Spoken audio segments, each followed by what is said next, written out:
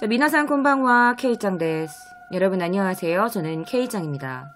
자, 매주 금요일 밤 12시 아프리카 TV와 유튜브 라이브 스트리밍에서 공포 컨텐츠를 라이브로 진행 중에 있습니다.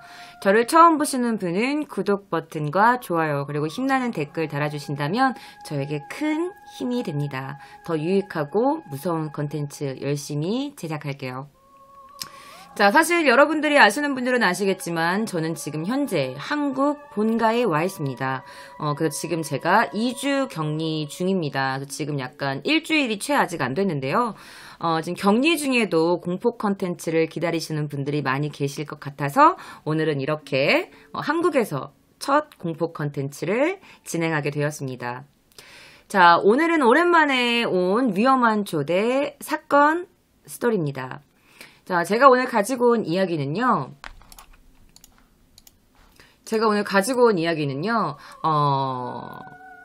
중국의 굉장히 큰 재벌가에서 일어난 사건입니다. 정말 재벌이라서 그런지 이 사건도 굉장히 스펙타클하고 반전에 반전이 있는 사건이니까요. 여러분들 기대 많이 해주시고요. 좋아요 눌러주셨죠?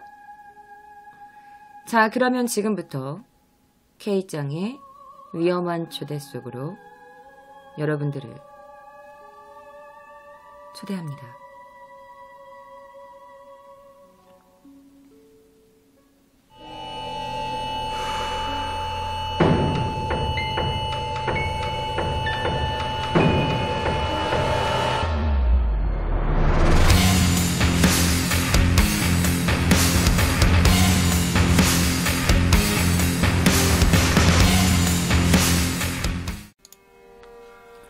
자, 오늘 제가 소개해드릴 이야기의 주인공이라면 주인공이죠. 바로 굉장히 아름다운 여성인데요. 자, 그녀의 이름은요, 자오이밍이라고 합니다. 자, 그녀는 자신의 소셜미디어를 통해서도 자기소개를 했는데요. 나는 섹시한 CEO다. 그리고 그녀의 이름은 플로지라고 해가지고 닉네임처럼 쓰고 있었어요. 그리고 그녀는 뭐 액티비 웨어 앤 라이프스타일 설립자, 그리고 뭐 석사학위 뭐 이래가지고 디자이너로서도 뭔가 공부를 하고 있었고 굉장히 자신에게 되게 자신감이 넘치는 여성으로 보이죠. 물론 그녀의 뭐 뇌생녀이자 뭐 얼굴도 예뻤고, 그리고 그녀를 딱 보아하시면 약간 조금 돈도 있어 보이죠. 자, 사실 그녀는요, 중국에서 리얼리티 프로그램이 있었어요. 바로 울트라 리치 아시안 걸스라는 그런 프로그램이었어요. 울트라 리치 아시안 걸스라는 거였어요. 그래서 그녀는 그녀와 또 다른 여성들과 함께 이 리얼리티 프로그램에 나왔어요. 그게 뭐냐면, 그녀가 이제 굉장히 금수저들이 나와가지고 돈을 어떻게 쓰는지 뭐 이런 거 보여주는 그런 프로그램이었던 것 같아요. 자, 그녀는 인터넷을 달구기 시작합니다. 그러면서 그녀는 그 프로그램에서 자기는 2001년 자신의 나이가 14살 때 부모님을 따라서 캐나다로 이민을 왔다고 합니다. 자, 그리고 캐나다로 이민을 가서 몬트리올에서 한 10여 년을 살았기 때문에 그녀는 기본적으로 영어, 프랑스어, 그리고 중국어를 유창하게 할 수 있다며 자신의 이제 뇌생녀의 그런 매력도 뿜뿜뿜뿜 뽐내고 있던 여성이었어요. 자, 이거는 바로 그녀가 디자인한 그 디자인북에서 한 장면인 것 같아요. 자, 이 자오이밍은요, 밴쿠버에서 가족이 살고 있었고, 그리고 이탈리아에서 패션 공부를 또 했대요. 그래서 그녀가 자신의 쇼핑몰이라고 하는 패션 브랜드 이런 거에 창업을 준비 중에 있었고, 원래부터 자신의 꿈이 디자이너였다, 이런 쪽으로 좀 하고 싶었다, 라면서 약간 그런 리얼리티 프로그램에서 자신의 매력을 뿜뿜뿜 뿜었었어요. 자, 뿐만 아닙니다. 그녀에게는 남자친구도 있었어요. 다 가진 여자죠. 자, 이렇게 잘생기고 매력적인 남자친구도 있었습니다.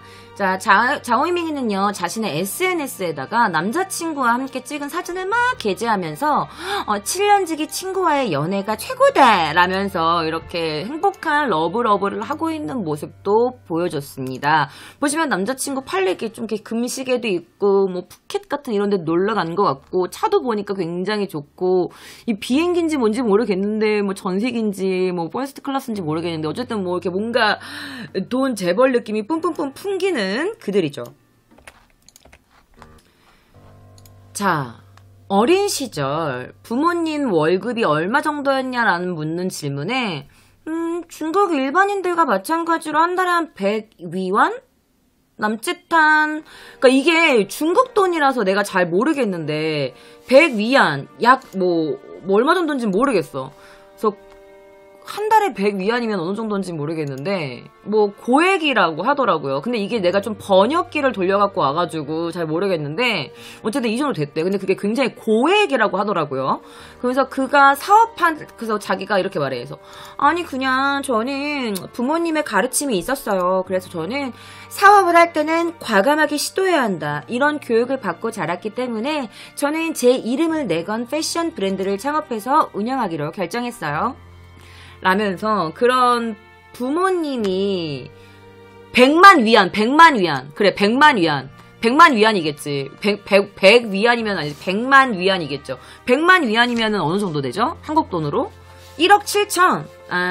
1억 7천 정도 된다고 하네요. 어린 시절 부모님 월급이 중국 일반인들과 마찬가지로 100만 위안 정도였다라고 말을 했다고 해요. 어쨌든 부모님이 사업을 할 거면 과감하게 하는 거야 라면서 저는 그런 교육을 받고 자랐어요 라면서 그런 말을 했다네요. 여러분들이 이제 그녀가 나왔던 그 프로그램이 궁금하실 거예요. 저도 좀 찾아봤거든요. 그래서 뭔가 약간 그런 사진 같은 게 있어가지고 가져와 봤습니다. 함께 보실게요. 자, 바로 그녀가 이제 그 프로그램에 나왔던 건데요. 아마 이 세 번째 앉은 두 번째가 아마 그녀가 아닐까 싶어요. 두 번째 아니면 세 번째가 그녀가 아닐까 싶은데요. 그래서 이렇게 한 그녀를 제외한 3명의 여성들이 나와가지고 이 울트라 리치 아시안 걸스 라고 나온 거야. 실제로는 금수저들이 어떻게 돈을 뿌리면서 라이프 스타일을 보내는지에 관련된 그냥 그런 리얼리티 프로그램이에요. 그냥 글로벌 부자 프로그램 같은 그런 느낌인 거지. 그래서 그녀는요, 어엿한 재벌 2세로 캐나다에서 영향력이 큰 프로그램이었던 울트라 리치 아시안 걸스에 출연합니다. 그래서 굉장히 이제 그 국제화된 부유함, 중국 사람이 중국에서 그 리치한 게 아니고 중국 사람인데 이런 서구권이나 캐나다에서 방송한 프로그램이니까 그래서 어떻게 이 국제적으로 돈을 쓰는지 그 부유함을 자랑하는 그냥 그런 프로그램이었어요. 자, 그래서 그녀가 이제 그 버라이어티에 나온 것 중에 한 장면입니다. 그래서 이렇게 나왔는데요. 울트라 리치 아시안 걸스라면서 이렇게 나왔죠. 자, 그녀는요, 이렇게 말을 했어요. 그녀가 말한 대사 중에, 그 말 중에 이런 말이 있었는데, 이런 말을 했대요. 에르메스, 디올, 샤넬, 페라리는 그냥 저한테는 집 밥과 반찬 같은 것들이에요. 라는 명언을 했대요. 집 밥과 반찬에 불과하다.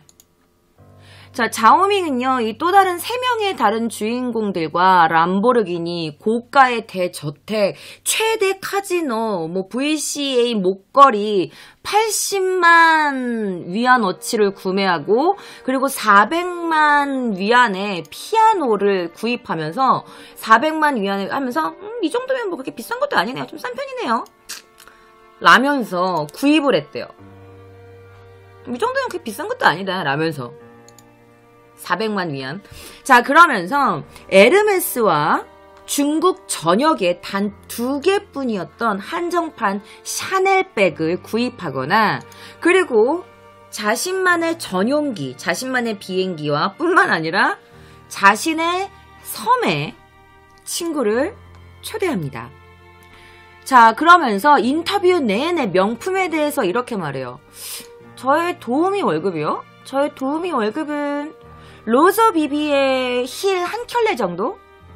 그리고 하룻밤 좀 제대로 논다 싶을 때는 아마 버킨백 반 정도 가격쯤은 좀 쓸 것 같아요. 그러면서 지난 자기 생일을 얘기하면서 근데 작년 제 생일에 얼마 썼더라? 1시간 만에 한 팬디백 2개 정도? 그 정도밖에 안 되는 가격 1시간만 썼잖아요. 라면서 팬디백 2개 비싼 거는 몇백만 원을 하는데 그 몇백만 원 하는 2개 값을 1시간 만에 써버렸대. 마시는 걸로 자기 생일에. 하여 자신의 섬도 있고 자신의 전용기도 있는 이 재벌 금수저 2세에게는 그렇게 큰 돈은 아니었겠죠. 그래서 실제로 그녀가 진짜 섬이 있어요? 궁금하신 분들 계시죠? 보실게요. 자, 바로 이 장면이 그녀가 그 울트라 리치 아시안 걸스에 나타난 장면인데 이 자막을 보시면 보세요. 뭐라고 써있냐면 Great, we are here. Welcome to my island 라고 해놨어요. 이 여자죠. 여기 지금 머리 만세 하는 Welcome to my island 라고 하는 대사가 있어요. 이런 게. 자, 뭐냐면 그는 방송에서 다른 이 3명의 여자 친구들과 함께 자신의 섬에 초대를 합니다. 자신의 개인 섬으로 초대해서 Welcome to my island 라면서 그러면서 이 여자 몇 명이서 이 작은 섬에서 개를 잡으러 다니거나 뭐 크루즈를 타고 저녁 식사를 한다거나 그 샴페인을 터트리면서 파티를 한다거나 아니면 뭐 섬에 있는 그런 비싼 골동품 같은 거 있죠. 그런 거를 보여준다거나 이런 것들을 막 촬영했다고 합니다. 참 서민으로서는 참 부럽으면서 약간 좀 씁쓸한 그런 느낌이 있죠. 자, 이거는 보그의 그녀라고 나왔던 거예요. 그녀가 보그 잡지에도 나왔는지 좀 보면 비슷하게 생긴 것 같기도 하고 다른 여배우인지 모르겠는데 그녀를 설명하는 기사에 이 사진이 있어서 가지고 왔어요. 얼마나 많은 사람들이 그녀에게 열광을 했을까요? 자, 그녀는 외모도 예쁘고 또 약간 스타일도 좋고 돈도 많은 그런 것들 때문에 오히려 여자 팬분들한테 여자 팬이 굉장히 많았대요. 그래서 열성 팬이 막 생긴 거야. 그래서 자오잉밍을 실제로 아는 사람들은 그녀는 굉장히 똑똑한 여성이고 또 아름답고 능력이 뛰어나고 미래의 직장의 여강자가 될 여성이다. 성공적인 디자이너가 될 거다. 라고 말을 했어요. 그리고 단연 울트라 리치 아시안 걸스에서도 그녀가 가장 돋보이는 인물 중에 한 명이었다고 합니다. 자, 그런데 그녀가 어느 날 갑자기 이런 글을 올려요. 중국어로 돼 있어가지고 이거 모든 것들을 번역해오지 못했는데 대부분 그러니까 결론적으로 내용은 이거야. 살면서 가장 좋았던 시절 뜻밖의 이런 일이 생겨서 나의 좋은 날을 모두 망쳤다 라는 글을 갑자기 SNS에 올리기 시작합니다. 자, 그녀가 왜 이런 글을 올렸을까요? 아주 그냥 콧대 높고 금수저에다가 외모도 뛰어나고 또 공부도 잘하고 모든 걸 잘생긴 남자친구까지 모든 걸 다 가진 이 여자에게 대체 무슨 일이 생긴 걸까요? 자, 이 여자에게 생긴 일을 설명하기 전에 그녀의 가족을 좀 먼저 소개시켜드려야 할 것 같아요. 자, 그의 이름은요, 뭐, 미국식으로 표현하면 위안강, 한국식으로는 강위안이에요. 당시 42살이었습니다. 그는요, 캐나다로 이주한 사람이에요, 그도. 그리고 중국계 여성과 결혼을 해가지고, 그 캐나다 중국인 연합총회 부회장까지 지냈어요. 그 보시면 그의 사진 중에 이런 게 올라왔거든요. 바로 이렇게 올라왔어요. 강위양 이렇게 해가지고 캐나다 국적의 뭔가 이런 게 있죠. 그래서 그도 캐나다로 이민을 온 중국계 남성이었습니다. 자, 그는요 엄청난 부와 재력을 가진 사람이었어요. 자, 보시면 아시겠지만 자, 보시면 집이 엄청나죠. 무슨 정원 같고 헐리우드 같고 이 집이 무슨 영화에만 나올 법한 그런 집이에요. 물론 집 안에는 수영장도 있죠. 아하하하. 그래서 엄청난 부와 재력을 가진 사람입니다. 캐나다에서 그는 폭넓게 활동을 하면서요. 토지, 그러니까 부동산, 이런 농업 이런 데에 투자를 많이 했고요. 그도 물론 섬, 요트, 뭐 그가 가진 부동산 뭐 등등등등등을 합치면 한 2억 위안 정도까지 갖고 있대요. 그러니까 그게 한국 돈으로 하면 한 2조 6천억 원 정도의 돈이라고 해요. 2억 위안이래요. 제가 가진 자산이 우리는 뭐 상상할 수도 없는 그런 돈이죠. 대저택과 차량에 대한 애정도 남다른 것으로 알려져 있었고요. 그리고 여자친구가 굉장히 자주 바뀌었대요. 여자친구는 결혼을 했음에도 불구하고 무려 100명 이상으로 이르는 것으로 알려졌습니다. 자, 보수적인 견적에 따르면 이 대저택의 이름은 963 킹 조지에 있는 그런 집이래요. 이게 한 2천만 달러가 넘는, 캐나다 달러로 2천만 달러가 넘는 대저택이었습니다. 자, 빅토리아시 북쪽에 자리 잡은 프라이빗 팜, 그리고 섬, 대형 농지, 요트, 대형 승용차들, 자산이 너무너무 많아요. 그래서 캐나다 달러만 해도 그가 가진 게 총 한 5천만 달러 이상? 뭐 그냥 뭐 몇 개만 해도 그 정도 된대요. 그러니까 2억 7천만 위안 정도로 이를 것이라고 뭐 그렇게 한다고 합니다. 그러니까 너무 뭐 말도 안 되는 그런 자산이야. 우리가 생각도 못해. 돈 계산하기도 힘들어. 그래서 그도 차를 굉장히 좋아하는 사람 중에 한 명이었대요. 자, 이 위안강은요, 베이징과 밴쿠버에서 여러 부동산과 고급 자동차를 소유하고 있고 굉장히 현지에선 되게 알려진 갑부라고 합니다. 자, 그의 갑부 보세요, 여러분들. 중국인스럽게 다 뭔가 골드 느낌 나는 이런 너무 갑부 냄새 나지 않아요, 여러분들? 그래서 이런 부자였어요. 자, 2010년에 위안강은요, 몬트리올에 있는 그의 사촌이 있었어요. 바로 리자오미라는 여성이었습니다. 리자오미라는 그의 사촌을 데리고 그녀의 가족도 밴쿠버로 정착할 수 있도록 도와줬대요. 자, 그래가지고 리자오미라는 이 사람의 딸이 바로 자오이밍이었던 거야. 그래서 이 자오이밍 가족이 캐나다로 이주를 하게 된 거예요. 그가 도와줬기 때문에. 그래서 이주를 하게 됐고, 그리고 한편으로는 자신의 집안일도 도와줄 수 있고, 또 한편으로는 리샤오메이의 그녀의 남편이었던 리자오라는 남성이 있었는데, 이 리자오가 당시 되게 좀 힘든 상황이었대요. 그래가지고 이 위안강이 그들에게 도움을 주기 위해서 그들에게 캐나다를 위주할 수 있도록 도움을 주었고, 또 약간 경제적으로도 도움을 조금 주었다고 합니다. 자, 그의 이 자택에서는요, 이 서우노라고 불렸대요. 서우노 자택에는 리자오, 그 다음에 리샤오메이 딸, 그리고 자오이밍 이렇게 살면서 리샤오메이 그녀와 함께 도우미도 같이 살고 있었대요. 그리고 이 모든 돈은 모두 그에게서 나왔죠. 그래서 그의 사촌과 함께 다 같이 이렇게 살 수 있도록 해준 거야. 이 비싼 저택에서 모든 경제적인 지원을 하면서. 자, 벤틀리 호프 한 대와 롤스로이스 호프 한 대. 뭐 그 정도는 자신의 사촌이었던 리샤오메이에게 타고 다녀도 괜찮아 라고 했대. 그래서 평소에 리샤오메이도 벤틀리를 몰고 다니기도 했다고 합니다.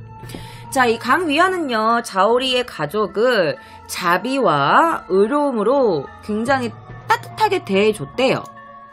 자, 자신의 사촌이었던 리샤오메이에게는요, 돈을 이렇게 대줄 뿐만 아니라, 리샤오메이였던 딸이었던 이 자오이밍에게도, 네 공부하고 싶은 거 마음껏 하렴 해가지고, 이탈리아 유학도 그가 사실은 보내줬던 거야. 그녀가 패션 디자인을 공부할 수 있었던 것도 모두 그의 재력에서 나왔던 거였죠. 자, 자오이밍은요, 캐나다 리얼리티쇼 울트라리치 아시안걸스에 나왔잖아요. 근데 그때도 자신의 삼촌이었던 그가 아주 비범한 그런 재력을 도와주면서 어린 시절부터 화려한 삶을 누렸던 리치걸로 그렇게 리얼리티쇼에 나올 수 있었던 겁니다. 자, 굉장히 여기까지만 들어보면 돈도 많은데 선량하고 너무나 행복한 가정이 아닐 수 없다라고 생각을 하실 거예요. 그렇다면 저 K장이 위험한 초대에 그들을 초대하지 않았겠죠. 자, 바로 자오이밍의 아빠를 잠시 보여드릴게요. 자, 그녀의 아빠인 자오밍이라는 남성입니다. 자, 이 사건에는요, 2명의 주인공이 나옵니다. 바로 제가 알려드렸던 강위안, 방금 보여드렸던 그분과 바로 이 리자오라는 자오밍의 친아빠예요. 자, 이 끔찍한 참사 속에는 2명의 남자 주인공이 등장하는데요. 자, 그의 아빠는요, 그녀의 아내였던, 그 강위안의 사촌과 부부 사이였습니다. 자, 법정 서류에 따르면 2015년 5월 2일 당시 42살이었던 강위안은요, 그 서원에 위치한 킹 조지 웨이였던 제가 방금 보여드렸던 그 집에서 일어난 사건인데요. 바로 강위안이 그 고급 저택에서 사망한 사건이기 때문입니다. 자, 조지웨이는 대저택에서 강위안이 살해됐는데요. 이 살해 방법이 너무나 끔찍해요. 바로 토막살인이었던 겁니다. 근데 토막살인도 그냥 토막살인이 아니에요. 왜냐? 몸이 108조각이 났기 때문입니다. 자, 몸이 108조각이 날 정도였는데요. 그 108조각을 낸 사람이 바로 자오밍의 아빠. 이 사람 때문이었기 때문이죠. 리자오라는 남성이에요. 리자오. 자, 왜 자오밍의 아빠가 왜 강희안을 죽였어? 그렇게 캐나다까지 이민도 시켜주고 돈도 대주고 딸 뒷바라지를 다 해줬는데 왜 강희안을 죽인 거야? 여러분들 이해가 안 되시죠? 자, 실제로 그 범죄 현장에서는요, 야외 수영장이 있었고요. 그리고 토막 시체가 발생했던 그 고급 저택에는요, 피가 굉장히 난자한 상태였다고 합니다. 자, 바로 그녀의 딸이죠. 이렇게 아름다운 딸. 바로 이 모든 사건의 발단이 그의 딸 때문이었습니다. 자, 왜 딸 때문이에요? 자, 살인자는 리자오였어. 발단은 그냥 그의 딸 자오이밍. 왜냐면 이 강위안이라는 사람이 이렇게 말하는 거예요. 내가 사업하는데 돈 좀 대줄 테니까 나 네 딸이랑 결혼시켜줘. 라고 말을 한 거야. 즉, 자신의 조카였던 자오이밍과 강위안이 결혼을 하고 싶어 했던 겁니다. 자, 리자오는요, 그 말을 듣고 너무너무 화가 났죠. 자, 처음에 그가 왜 강희안을 찾아갔고 왜 이런 말을 듣게 되었냐. 자, 2015년 5월 2일 밴쿠버에 있는 이 저택에서 42살의 강희안과 만났습니다. 바로 이곳에서 말이죠. 자, 이게 사건 당시 현장입니다. 보시면 캐나다에서 일어난 사건이기 때문에 캐나다 경찰들도 와 있고 뭔가 이렇게 또 이렇게 라인 같은 것도 쳐져 있고 그렇죠. 자, 이게 너무나 우리가 부러워했던 이 고급 저택이었는데 이곳에서 108조각이 난 토막살인이 일어날 거라고는 그 누구도 생각 못했죠. 자, 당시 56세였던 이 리자오가요, 그의 저택으로 갑니다. 자, 그래가지고 강위안에게 사업을 논의해요. 내가 지금 이런 사업을 생각하고 있는데 조금 투자해주지 않을래요? 라면서 약간 그런 사업 얘기를 해요. 그런데 이 강위안이 이렇게 말해요. 아이디어는 되게 좋아요. 아이디어는 되게 좋은데 나는 투자라는 개념보다는 그냥 직원들 월급 정도는 제가 줄게요. 라고 한 거야. 사업에 투자하진 않겠지만 직원들 월급만 줄게 라고 했어. 근데 이것도 굉장히 큰 조건 제시 아니에요? 그쵸? 자, 그렇지만 이 리자오는요, 그의 그 조건이 마음에 들지 않았어. 그러면서 조금 그런데 라고 했더니 그때 이 강위안이 리자오에게 이런 말을 합니다. 그러면 내가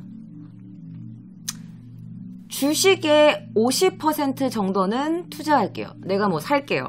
라든지 이렇게 좀 뭔가 좋은 조건을 제시한 거야. 그러면서 그 대신에 나 당신 딸이랑 결혼시켜줘요. 라고 한 거예요. 이 남자가 자신의 조카와 결혼을 시켜달라고 말을 한 거지. 그녀의 아빠에게. 자, 자신의 딸을 무슨 물품 거래 마냥 이렇게 말하는 그가 너무너무 화가 난 거야. 어떻게 딸을 건드려? 라면서. 그래가지고 이제 강위안에게 그가 되게 화가 많이 난 상태였어. 그런데 사실은 이 강위안이 아까도 말씀드렸지만 여자 관계가 조금 복잡하다고 했잖아요. 거기다가 그는 유부남이었어요. 근데 유부남이 여자 관계도 복잡한데 내 딸을 달라 그래? 그것도 돈을 갖고 거래를 해? 얼마나 화가 나지 않을 아빠가 어디 있겠어. 자, 그래가지고 이 자오리가 너무 화가 난 거야. 그러니까 그가 사실은 뭐냐면 많은 사람들한테는 강희안이 자신의 딸을 서포트해주고 우리를 도와주는 걸로 되게 알려져 있었지만 돈으로 인해서 자기들을 조금 괴롭히는 그런 것도 없지 않아 있었나 봐. 자신들은 너무 조금 돈으로 막 깔아뭉개고 그런 것도 약간 없지 않아 있었나 봐. 이건 나중에 법정에서 얘기를 한 거긴 해요. 자, 그래가지고 얼마나 많은 여성이 피해를 받았냐면 사실은 이 강위안의 USB가 있었는데 그 USB 안에는 그냥 그가 다른 여자들과 데이트하는 장면뿐만 아니라 그가 만났던 여자들의 명단들도 있었고 뿐만 아니라 그가 다른 여성들과 성관계한 동영상들도 가득가득 있는 USB가 있었대요. 대략 그 여성들만 하더라도 68명 정도가 됐다고 합니다. 그러니까 사람은 잘 모르는 거야, 그치? 자, 울트라 리치 프로듀서였던 케빈 리라는 사람도 이런 사건이 벌어지고 나서 아, 맞아요. 사실 어떤 남자가 계속 우리 그 출연하는 우리 배우들 그 있잖아, 그 여자들, 리치 금수 여자들 계속 주변을 어슬렁거리면서 계속 이렇게 건들려고 하는 좀 그런 게 있었는데 아, 촬영할 때도 엄청 꺼림칙했다고요. 라면서 증언을 해줬다고 해요. 자, 그런데 그 아빠였던 이 리자가 얼마나 화가 났겠어. 그래가지고 강위한테 뭐라고 이 새끼야? 이 더러운 자식 근친상간을 하겠다 이거야! 막 이러면서 엄청 화를 낸 거야. 자, 그런데 사실 또 이게 근친상간이 아니라고 강위안이 주장을 했었대. 이게 왜 근친상간이야? 이랬대. 근데 그거에 대한 또 이유가 있는데 사실 이 강위안의 사촌이었던 바로 이 여자. 이 둘 사이는 부부예요. 바로 그의 사촌이었던 이 리샤오메이. 그녀와 그가 피가 연결되어 있지 않았어. 그러니까 진짜 혈연 관계가 아니었다고 해요. 알고 보니까 강희안이 어렸을 때 그의 부모님이 그의 뭐 친척인가 모르겠어. 뭐 어떤 부모님이 그의 친척이겠지. 그녀를 입양을 했대요. 입양을 해가지고 그 강희안 이러면서 아니 어릴 때 입양해서 나랑 피 한 방울 안 섞였는데 엄연히 따지면 근친상간은 아니지 라고 말한 거야. 근데 그 이야기를 듣고 리저가 더 화가 나가지고 그를 멱살을 이렇게 잡게 되죠. 뭐 이 새끼야! 라면서 몸싸움이 일어나게 된 겁니다.